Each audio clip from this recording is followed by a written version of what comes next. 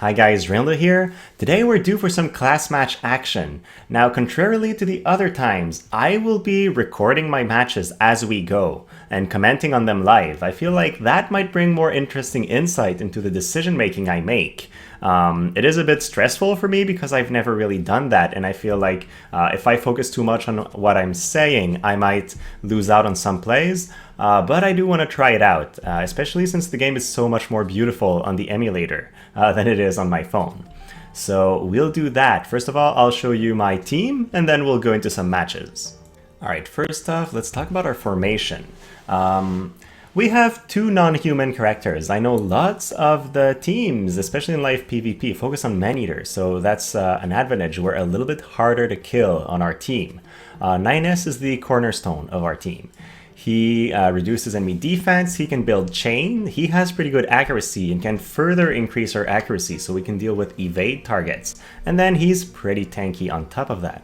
I'm running him with 4 move 2 jump, and I did not get the hacking enhancement that can stun, but instead I went for the extra accuracy from Nightblade Mastery because we don't have any guaranteed hit on our team. He's the first guy to go with his highest agility, and he's going to start with Mashiri's TMR for barriers on all our team. That's pretty important. And then he has great slash resistance, so he can handle these attacks pretty well. So that's the build for him. We have Tobi, who is usually our flanker and goes on for finishing blows, but she can win duels pretty well with the auto absorb, and then she doesn't have that much defense, but she can increase it with the pugilist sub-jobs. So usually it takes 2 to 3 hits for enemies to take her out once she has Mashiri's TMR. Pretty high attack, pretty high HP, and then decent evasion, so enemies can miss an attack once in a while if they're not lucky, which plays to our advantage. She also has pretty good slash resistance and can further increase that. Now, a very important reason why Tobi's in our team is because she can make us immune to Berserk from King Mont, and, well, very resistant, at least, to Berserk from King Mont. And without that, he can just instantly win the fight. So she's there to protect our team against that threat, since a lot of players are running King Mont at the moment. Then our last team member is Silma. As a Korodama, she has a lot of movement, can heal, so we have access to some healing for prolongated fights. And then she also has a lot of magic damage, so we can fight enemies that focus too much on defense and too little on magic resistance. But also, she can cap a chain built by 9S, which leads to very surprising amount of damage from the jamming thrust. And then she can increase defense and have a couple other ways to increase resistances. So overall, it's pretty solid. The way we do is we're going to grab Crystal with 9S and Tobi on the first turn, and then Silma will just buff because she doesn't need a Crystal. So with that said, let's go in game. I'm a little bit stressed. I'm not used to playing these on the computer, but after the matches with luck, I have a little bit of practice, and the quality of the recording is just so much better on a computer that it feels a little bit mandatory for me. An enemy Xiza. The only character that's susceptible to charm on my team is 9S, but I don't have a way to protect him against it. Some TMRs could do that, but I did not choose them. So that's already one person I'll have to be wary about. But I'm quite curious who the other people are going to be. Tidus and Creysse. We have a pretty favorable matchup for both of these, since they are water element. Let's see what they're running. Sudikidane, Odin, and Astrologer. These are not all maxed. Tidus, big threat. He's very high level and very strong. So we'll begin with Knight's Blessing. The barrier is so strong, there's no reason not to use it. Xiza can reach all the way there on her first turn, so she will not be able to charm all the way, but she'll play after 9S again. So I am not scared of going to grab a Crystal because I know she won't be able to charm me immediately, at least. But normally I would send to be on the other side, and I guess I'll still do that. But I'm less of a fan because she won't be in range if they send Xiza forward. Tobi won't be able to hit her immediately. So that might be a bad move, but since I don't have bells, it's kind of necessary for me to pick up a crystal on my first turn. It's the difference between Tobi being able to use 2 attacks and only 1. Defense penetration, that is going to be very threatening, but they did not move forward, so we've got a little bit of an advantage here. I'm tempted to increase defense even though they will have some penetration, but I guess instead I'll use nimble movement. Xiza will be able to one-shot Silma for sure, and probably not the other guys, or at least I'm hoping not the other guys. Because if she can one-shot 9S, I will probably lose. Now they have buffs, and these buffs all have 3-turn durations. So if I were able to stall until these buffs run out, it would be very good for me. Especially seeing as Haste is a very high impact buff, and the defense penetration from Xiza is necessary for her to deal significant damage to our team. But they're faster, and they will probably want to engage right away, so I'm expecting them to rush towards our team. We'll see though, I might be surprised. Also, I don't know how evadey the enemy Xiza is. Oh, extra movement. That's an interesting move. So they really want to fight while their buffs are on, obviously. So that is going to be our first turn of defense penetration. And then Holy Knight's Cheer. They have all the buffs right now. I could try to move back, but that would mean I sacrifice the crystals, and their team is going to get everything. Oh, is he chickening out? I would not advise that. If you have a powerful character like that you've just cast a ton of buffs on, you want to fight right away. Now, she has 3 square range on most of her abilities, so as long as I don't move forward, I actually am advantaged if I stay here. Also, since they have haste, I will not move so I can save some CT, and hopefully they will not lap me before the next turn. So I choose to stay in position, and I will do the same with to be potentially. It would mean that Tidus is in range to hit me though, and Tidus hits very, very hard, so it might not be a good idea to stay there with Might to Be. So instead, I'll move there. Their team does not have that many AoE attacks, so I'm not too scared of grouping. In some setups, grouping is very, very threatening, but not so much in this one. So I could either go for the Crimson Resistance, but since we're not on the same elevation, it really doesn't give us much. So instead, what I'll do is I'll just use the Fast Cast Protection on 9S. It won't be the most high impact move because of the defense penetration on Xiza, but she only has 2 more turns to try and hit us before it wears out. Also, I want to keep Creysse far away, because she has access to Barrier Break Arrow, and I don't want her to break my Mashari's TMR. But the way they're positioning right now, I don't think they're going to be in range to do much. Okay, more attack on Xiza. They really want to go for the one-shot attack, I think. But since she can't reach on her next turn, she needs 2 more turns before being able to hit us. So we should be good. And then their haste is going to wear out as well. Yeah, I feel like after they cast all their buffs and TMRs, they should be wanting to engage. Absolutely. So is she going to use Snipe Dagger perhaps from the Thief sub? That would be some pretty decent damage with all the defense penetration she has. And a chance of confusion, so it doesn't feel like a bad move. Nope, seems like they're not going in. I am very, very happy if I can let her Inherited Tyranny wear out. Okay, Shadow Cast, so they want to play it safe. Very good for me. I accept. You can play it safe as long as you want. Now let's see where Xiza can reach. All that is threatened, so if I'm not in there, I can't be charmed. Good thing 9S can go a little bit further. Now let's see. If I'm here, I can pick up a crystal, and on top of that, do a pretty good attack on potentially Tidus. Let's see what happens. Armor Piercer? Yup, I'm gonna do that. So Xiza's still not in range to hit me, and I took away most of Tidus's HP. That is a pretty good result for me. Now, I don't think I've sent Silma forward enough for her to hit Tidus, though. So yeah, that is not ideal. Normally, I would have made sure that she had this possibility. But for now, I'll just increase her own defense, since To Be already has the Iron Body stance defense up. So they can use Tidus to hit our 9S. If they do, they should use his Limit Break, because that's going to go through our entire barrier and start building a water chain. But if he does that, he also puts Tidus in range of everybody else on my team, and his Tidus's haste just wore off, so he's not going to lap us and get several turns. Okay, the perfect evade, not... it's not fair. It really feels unfair when you get that.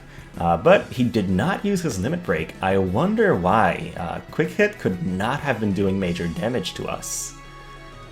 Yeah, now Haste has worn off, the Holy Knight's Shear has worn off, and the Inherited Tyranny has worn off. But he gets a Lucky Confusion, so I have to make a choice here. Either I go for Xiza, or I break the Confusion.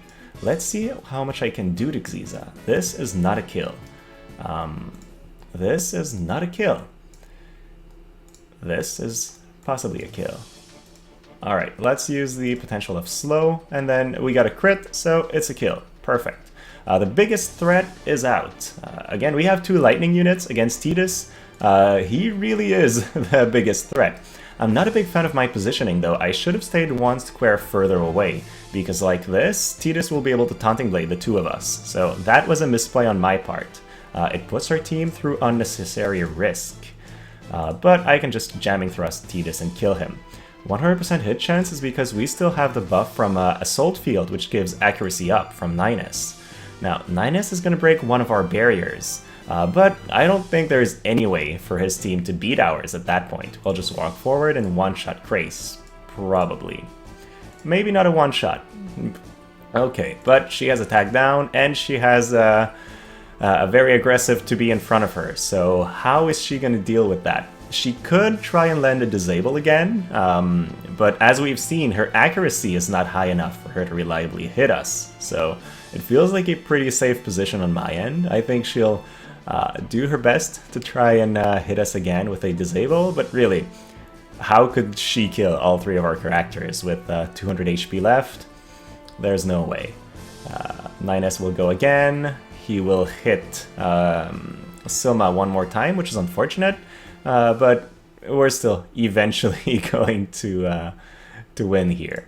So let's just break the confusion. There we go, a little bit of damage, and then we can try to finish her off. There we go. So that was a pretty clean match. Obviously we had quite a bit of an advantage going in, but it was still an interesting one. Okay, second match, Marquis. He's running Tidus, that's already a good sign. I'm kind of curious. Oh, Mono Water. That definitely plays to my advantage, although Zazan could still potentially land a critical charm on 9S. So let's see. Resist Magic, interesting. That will make Silma much less efficient at dealing damage. And they are very fast. Damn it, I want to check your vision cards. Stop clicking buttons. Yeah, that's one of the things. It's really hard to check vision cards during the enemy's turn. Because whenever they do something, it reverts out of the menu. But if you want to check it during your turn, you lose your own time. So there's kind of a cost to both. So they have agility up, quite a bit of accuracy. I am not expecting to dodge, and they'll have very good damage. Now, what is this guy's movement? I know it's big, but I can move forward my 9S right now fairly safely. Getting those crystals are very, very important. And the only character on my team that they can charm is 9S. So I'm not that afraid of moving forward with the other guys, but they also have to survive the damage. So there's that. Against Zazan, I feel like I need to increase my mobility normally with Silma to have her deal damage. But in the current setup, they have a lot of extra magic resistance, so I'm not sure how much damage she'll do. So instead of increasing her mobility, I'll just make 9S tankier. Again, hoping he doesn't get charmed. So Zazan has a move of 6 squares, which means he has a charm range of 9 squares. So I need to stay within 9 squares of him. Right now, if I don't move, he'll be in range to charm me. on his next turn, which is not great. And then they could use Ildyra's TMR to try to, Ildyra's Limit Break to try to get another turn on Zazan immediately. He doesn't have any barriers, but with 8,000 HP, I am not taking him out in one hit. All these factors make him rather scary for me. Let's see, now they have cheer, tons of extra defense on everybody. How am I gonna crack that nut? I could move forward and hit possibly somebody. I can't hit somebody yet. Do I want to give them the charm? He's next to play, and then I'll have to be and Silma playing afterwards. So I think I'll do that. I will use Assault Field and give Zazan a chance to move forward, because if he charms me now, I'll just break the charm with Silma's basic attack, so it's not the end of the world. Now here, I need some extra defense for it to be to survive a couple hits. If I get a crystal, I'm still not in range from anybody else, so I might as well generate some more AP so that I don't have to worry about it for the rest of the fight. And then Zazan cannot charm Silma, so that is not a big threat, and right now she's the only one that doesn't have extra defense, so let's do that. I'm not really expecting Ildyra to be a damage dealer on their team, so that's not too threatening. And then Zazan's main ability to deal damage is with extra Man-Eater on his abilities. So, okay, he misses the Steel Heart. I guess that was very lucky for us. Maybe with Ildyra's Limit Break, he can actually get a second turn and try to charm again. But even if he does get the charm off, I'm not too afraid. Because Linus will only have one turn to hit us. Okay, seems like he could not reach, so that's very good. Now, my game plan is to burst Zazan. The other guys I can deal with in a slower pattern, but I don't want my own 9S to wreck my entire team. With magic resistance, how weak is Zazan to magic? I need to know that. He's at 13%, so if I build a lightning chain, I can definitely take him out pretty quickly. So I think I'll do just that. Let's see, I could... Option 1, Armor Piercer. With this done, he will... Wow, that deals way more damage than I would have thought. Let's just do that then. Because Jamming Thrust will be enough to kill him after that. So, one thing done, Haste-Ka, but only on Tidus. Now, Tidus is their main carry. He should be my #1 target. But let's see. Can I take down Ildyra in one hit? Yup. So, I'm taking that threat out. I don't want them to get a double turn or heal back. So if Tidus is alone, I don't really think he has a way of winning the fight. So at that point, Jamming Thrust, this guy's out. That was hitting the cap with Silma, which is always fun to see. And then I'll just spread my guys so that I don't get Hunting Bladed. And I don't really think there's any way for Tidus to kill everybody. He can't even get to a crystal, so he only has 79 AP to work with as well. So if I wanted to play it safe, what I would do is AP drain him with 9S, possibly, or just do the Drain Rush chain, and then move into a slash attack with Dubi, or a Jamming Thrust with Silma. 9S is really an enabler for our team. He reduces enemy defense and builds chains, and those two things work pretty well together.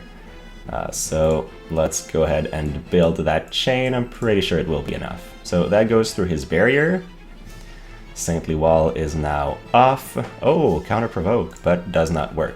And then it's his turn again because he's very fast. So not great, because with this he can now kill to B and grab the crystal to heal back up. And also my chain did not work. I should have looked at the turn order. Knowing that, I would have used AP Drain instead. So definitely a pretty important misplay on my part, actually. That's giving him a somewhat of a chance in this fight, which I don't believe he should have. But Magic Resist has worn off, so Silma's there to take care of him anyways. Oh, this will be interesting. We're fighting King Robb. This is my first time fighting Robb in manual play, so I'm very curious to see what they'll do with him. And then they have Yuna. Not a good matchup for my team. I cannot deal with magic attacks that well. Mont is also Earth Element versus our Lightning, but that's not a big threat. I've fought him a couple times. I know I can take him out rather easily. But they have evasion on everybody, and that is a really big issue. We are not that accurate. I guess the most accurate character is 9S on our team, but that's still not very, not a lot. We need to use Assault Field to give some more accuracy to everybody. But our opener, in order to grab the crystals, forces us to move in a position where we don't grab everything early. And then no matter where I move, I will take an Ildyra's limit burst, a Yuna limit burst to the face. But I don't think they'll be able to finish us afterwards. So let's go there and use, I guess, Fleet of Foot. I think the mobility might be more important than a bit of extra defense and HP here. I'm just really hoping that Yuna does not have the damage to kill me through the barrier. But that would be both very impressive and kind of surprising, so I don't think she'll have it.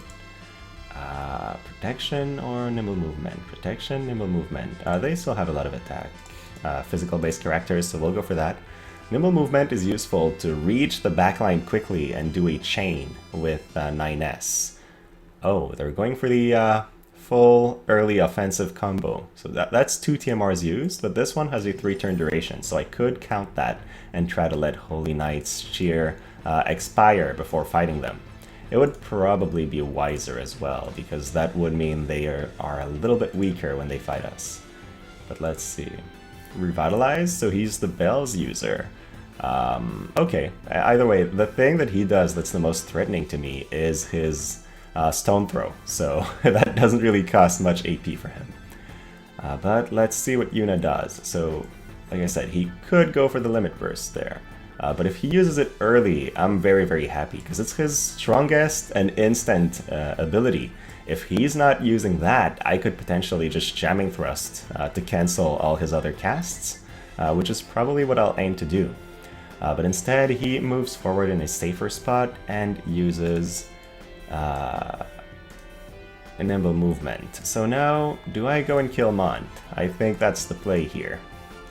If I'm there, I can position Silma 2 squares further, and so in a position where she can't get Limit Break along with 9S. So I'll just use Drain Rush, break the Masherise TMR, and build a chain.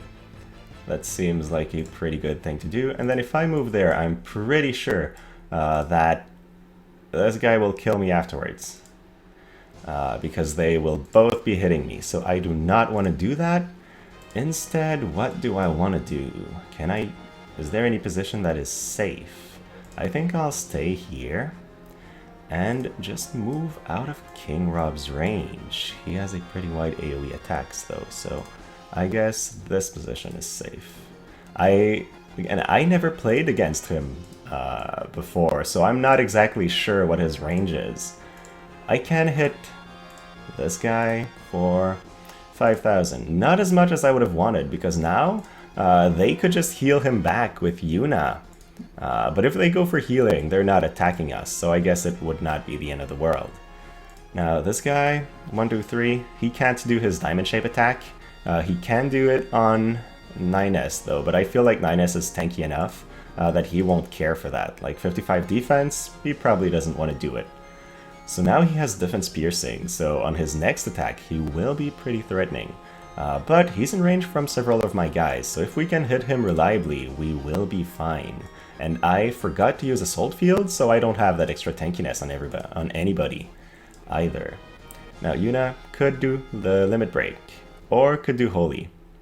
I'm not sure which one she will pick. Again, I'm waiting for her to drop the Limit Break, because it's such a big threat that I need it to not be an option anymore, so that I can open up my plays even more.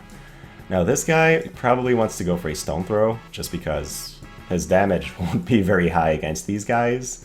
I went for him because he was the only one in range, but he doesn't feel very threatening to me.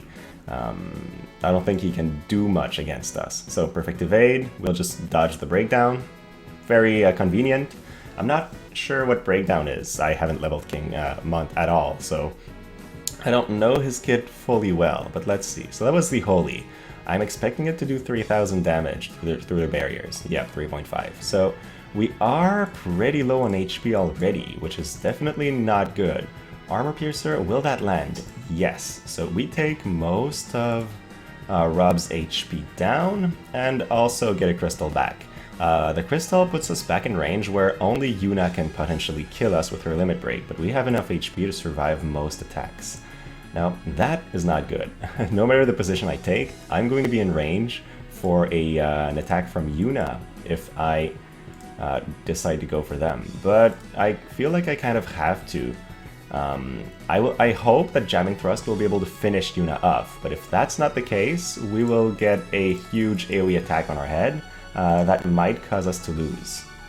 It is enough, but only 92% hit chance, so 8% chance to lose the match. Looks like we got it. Now, that was a bit risky, but my team is not built to fight Yuna. I had to take that risk, I think. At that point, it's just a matter of cleaning up the Mont. He leaves. There we go. So, pretty good win. Alright, now, Bodega is a name I know from the live PvP server. I don't believe I've ever played against him, but the fact I know his name is very scary. Okay, Seymoure, Halloween Little Leela, and King Mont. I am very threatened. Seymoure has some great status effects that he can do, and they have, oh, magic up, but mainly they're probably going for the slash resistance build, which is interesting. I need to dive into that. 12 defense, 112 agility, 1200 attack. I need to see more stats. 35% slash resistance, and then they have the shield on everybody. And all three of their characters are faster than my guys. That is not great. That's probably due to the Black Rose card. Let's see what King Mont has. He's probably very tanky as well. Well, I mean, he's certainly more tanky than the other guys on his team. It is King Mont, but we need to check those stats. So 37, 23, 70% slash resist, 30% magic, and 5% to strike. That is insane. And then she's weak to pretty much everything except magic, but magic is not the way to take her out. Okay, now we know what we're looking at. And then Seymoure, I know he's got access to sleep now, on top of a couple other status effects. I should look up his EX job right now to get more information, but I did not do that. So for now, I'm kind of fighting with some unknown factors, which is never good. You never want to not know exactly what your enemy team does. Let's see, so he can get there. He probably has a 4-square range ability, but they won't be able to both hit us. And so if I move Silma here, she's safe for one turn as well. So we'll just increase our front line's defense so that we survive a bit better. Okay, now, do they have some accuracy up with those vision cards? I am not sure. I think they do. Yep, they do. So, to be cannot rely on evasion to survive. Okay, fleet of foot. So for a couple turns, Seymoure has more movement. I think Seymoure is their carry. Like, it's not the 600 attack King Mont that's going to win them the fight. King Mont is probably there to drop his limit burst and then berserk everybody. I can deal with that using resistance field from to be by granting us berserk immunity for a couple turns. So I understand they want to protect their main carry and keep him back, but he only has 3 turns of extra movement now, so I can count those. Also, the all element resistance lasts for 3 turns. If he moves King Mont forward, I will probably... Oh, I'm not sure I'll be able to kill him through these buffs that he has now. But I would probably still go for the chain attack, or just AP drain him for a little bit of an early advantage. But it looks like he wants to take the fight to B's side, or just let the turn run out. That is fine as well. Let's see, I'll just give myself a bit more time here to think, because I'm not sure what I want to do. I think I want to move him forward. I feel like I need to do that, and then start taking away their barriers. Yeah, let's do that. It's not a lot of damage, but it will force him to a position where he needs to think, do I want to attack or do I want to heal? And then I guess I'll check how much magic Halloween Little Leela has to figure out how much of a threat she is. 900. She will take away most of our guys' HP. I don't like that because I wanted to use Resistance Field to protect us from incoming Berserk. But now it doesn't feel like such a great idea to move forward here. So what am I going to do? I'll use Fleet of Foot myself. And then I don't need the crystal right now, so he can hit me from just about anywhere if I move forward. I'll just move forward still. I'm taking the... no, I'm staying there. I will stay there because I don't want to get AoE'd. It just doesn't feel like a good thing to give them. And now King Mont can get all the way there. 1, 2, 3, 4. So if I move past that, he'll be able to disable me. I do not want to give him the disable. So I guess... let's look at it again just to be sure.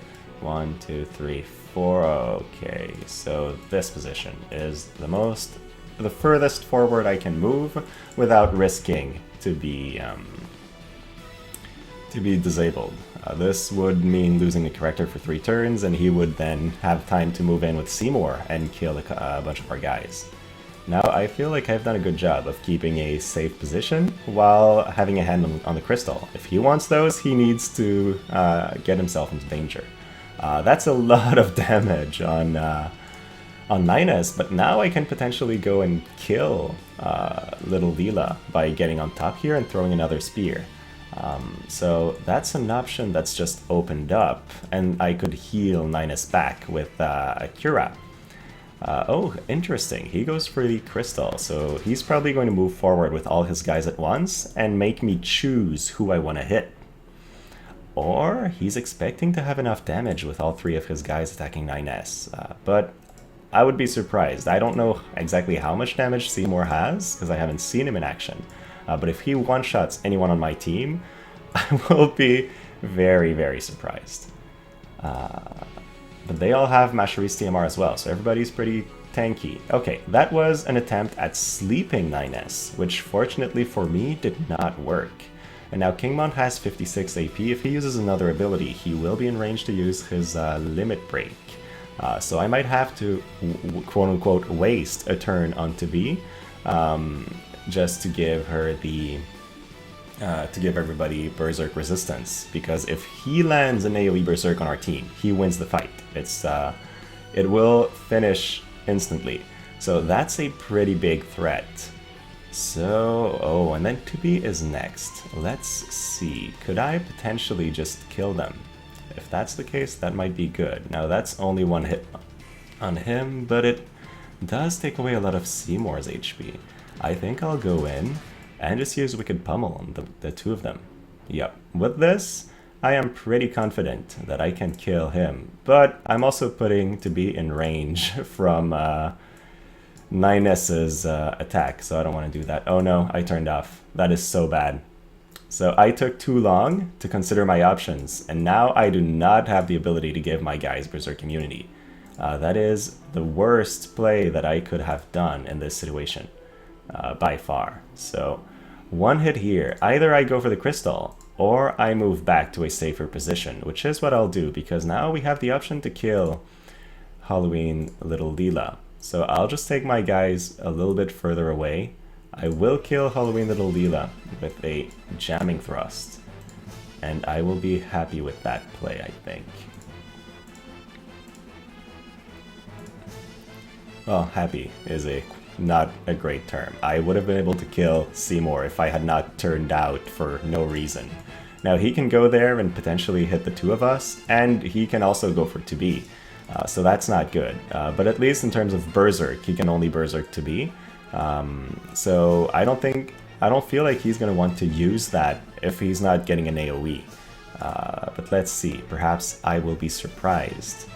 I think he'll go for a Fire Slash Chain on 2B to take her out. That is what I would do in his position.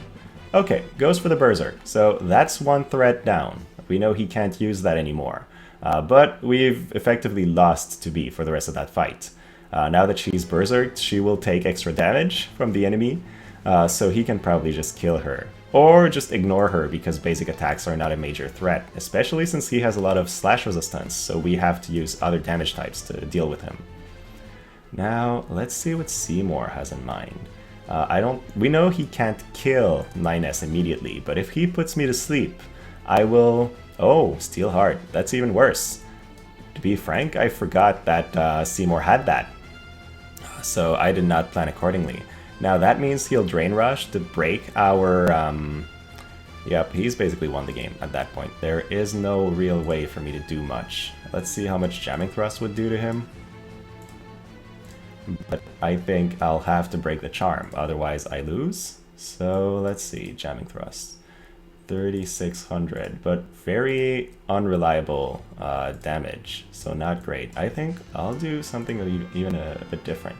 I will cast Cura on them, on the panel, to try to stall a little bit, but he gets another turn, he'll just kill me. Yep. I should have went to deal some damage to him, but I kind of panicked seeing the Steel Heart I had not planned for. Honestly, his team is very interesting.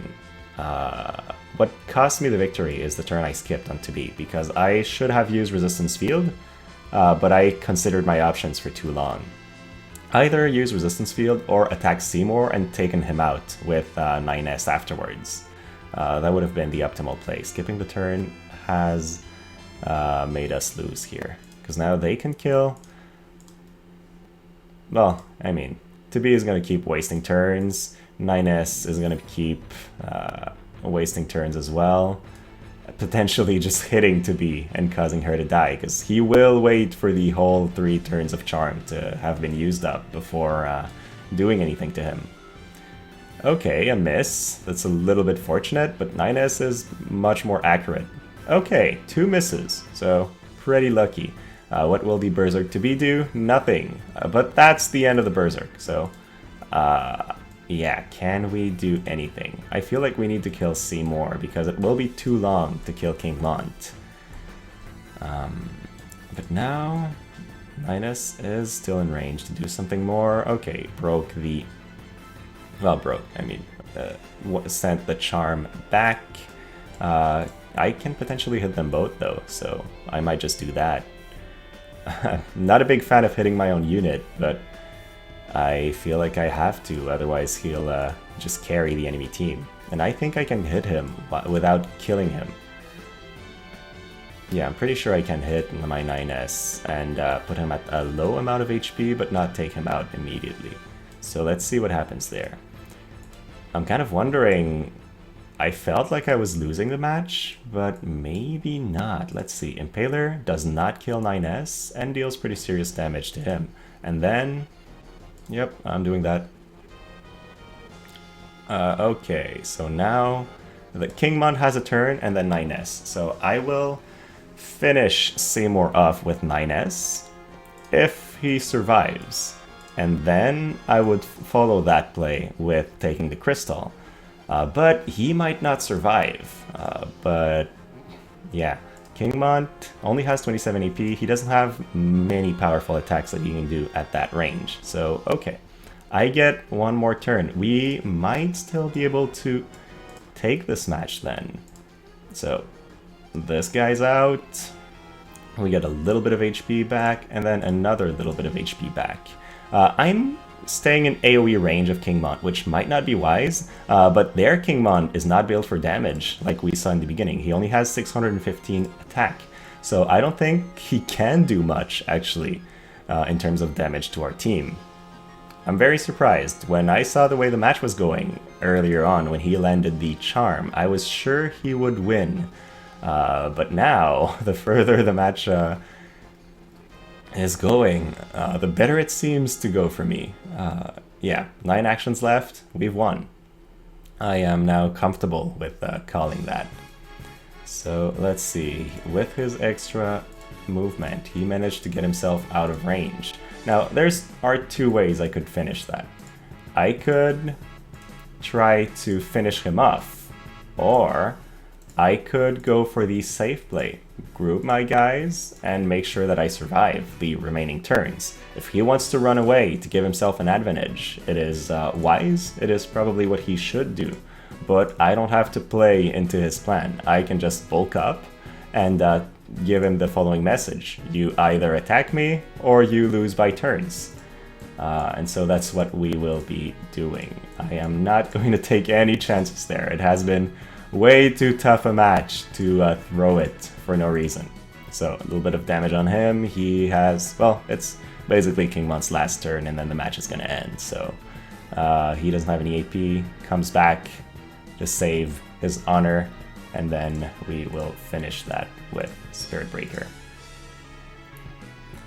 Phew, that was a tough one. A very, very tough one. So that was it. Hopefully you guys liked it.